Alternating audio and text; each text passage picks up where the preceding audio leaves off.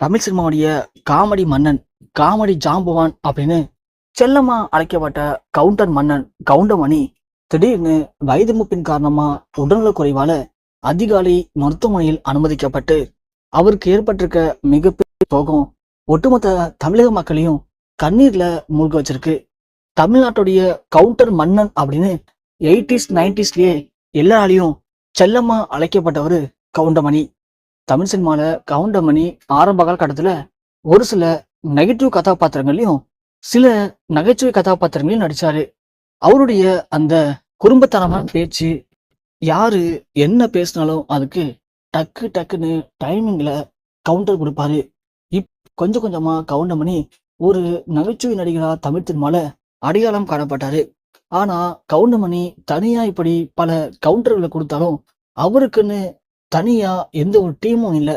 அந்த நேரத்துல தான் நடிகர் செந்தில் கவுண்டமணி கூட இணைஞ்சு 2-3 படங்கள்ல காமெடி பண்ணாரு. அந்த படங்கள்ல அந்த படத்தோட இயக்குனர் சொன்ன விஷயங்களை தாண்டி கவுண்டமணி செந்தில பயங்கரமா கலாச்சிருக்காரு. அது அந்த ஷூட்டிங் ஸ்பாட்ல எல்லாருக்குமே ரொம்ப பிடிச்சு போக அது எல்லாத்தையும் அப்படியே படத்துல செயல்படுத்தி பார்த்திருக்காங்க. அவங்களுடைய அந்த காமெடி பேருங்கிறது அழிக்க முடியாத ஒரு விஷயமா அதன் பிறகு மாறி போச்சு. சினிமாவை பொறுத்த வரைக்கும் ஒரு நடிகை 2 பேரும் சேர்ந்து ஒரு படம் ஹிட் ஆனிச்சுன்னா அதன் பிறகு சில படங்கள் நடிப்பாங்க. ஆனா தொடர்ந்து அவங்க நடிக்கிற படம் அந்த அளவுக்கு வெற்றி அடையாது. ஆனா அந்த மாதிரி இல்லாம செந்தில் கவுண்டமணி இவங்களுடைய பேரிங்கா இவங்க நடித்த எத்தனையோ படம் வெள்ளி விழா கொண்டாட மிகப்பெரிய ஒரு படமா மாறி இருக்கு. அதே மாதிரி மக்களும் இவங்களுடைய காமெடியில தான் அதிகமா எதிர்பார்த்தாங்க. அதே மாதிரி இவங்களுடைய படங்கள் எல்லாமே மக்கள் மத்தியில காலம் கடந்து கூட இன்னமும் அங்கங்க மக்கள் அதை பார்த்து ரொம்ப சிரிச்சும் ரசிச்சும் மக்கள் அதை இன்னமும் ஏத்துக்கிட்டு தான் இருக்காங்க. அந்த அளவுக்கு நகைச்சுவையில தங்களுக்குன்னு ஒரு தனி சகாப்தம் படிச்சவரு கவுண்டமணி. அப்படியாப்பட்ட கவுண்டமணிக்கு அந்த காலத்திலேயே மற்ற மொழிகள்ல நிறைய வாய்ப்பு வந்திருக்கு. ஏன்னா தமிழ் சினிமால அவர் பண்ண அந்த எமோஷன், அப்புறம் நகைச்சுவை, பாடி லாங்குவேஜ் இது எல்லாமே பிடிச்சி போகி நிறைய மொழிகள்ல அவர் நடிக்க வைக்க நிறைய இயக்குநர்கள் ட்ரை பண்ணியிருக்காங்க. ஆனா கவுண்டமணியை பொறுத்த வரைக்கும் என்ன இவ்வளவு பெரிய ஆளாக்குனது தமிழ்நாடு தான். ஸோ என்னுடைய தமிழக மக்களுக்காக மட்டும்தான் நான் நடிப்பேன், மற்ற சினிமாக்காக காசுக்காக நான் நடிக்க மாட்டேன் அப்படின்னு எல்லாத்தையுமே புறக்கணிச்சிட்டாரு.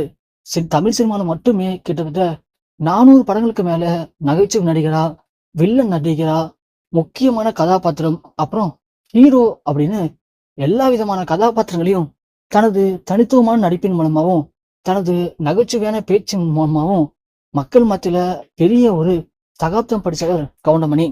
அப்படியாப்பட்ட கவுண்டமணி இப்ப கூட ஒரு 5-6 படங்கள் கம்பேக் கொடுத்து இந்த வயசுலயும் மக்களுடைய சமூக நலனுக்காக சில படங்கள் நடிச்சாரு. அதே மாதிரி இப்போ அவரு ஒரு முக்கியமான படத்துல கமிட் ஆகி அவருடைய 80 வயதுல இந்த படத்துல இப்போ நடிச்சுட்டு வந்தாரு.